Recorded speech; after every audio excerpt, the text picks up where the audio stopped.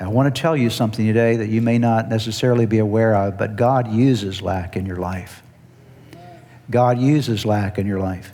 And He uses lack in your life in a number of different ways. I've given you 4 ways on your notes this weekend that I'll cover very quickly. He gives you lack in your life. He allows you to go through seasons of lack to remind you of your limitations living in this world.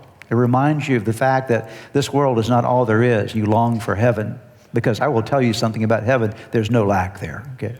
And so as we experience lack here on earth, whether it be lack of love or lack of peace, at times lack of emotional support or lack of certain resources in our life, spiritual, emotional, or otherwise, it reminds us of the fact that there's something beyond this life. Second of all, it gets our attention. God uses lack to get your attention. Have you ever noticed when you have a need in your life, your prayer life goes up?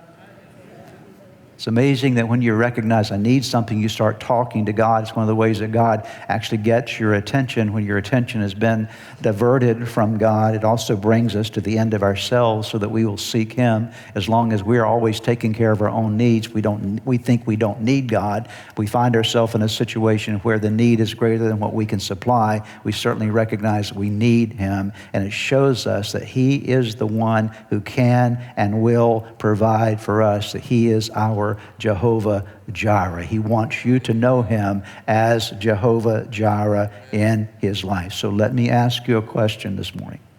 And I want you to honestly think about this question in your own life. What are you lacking in your life right now? What are you lacking? What's the need of your life right now? What do you need in your life that you don't have right now? And I want you to listen closely to what I'm about to say, because you may not initially agree with it. But I think I've made the point to you today from Scripture.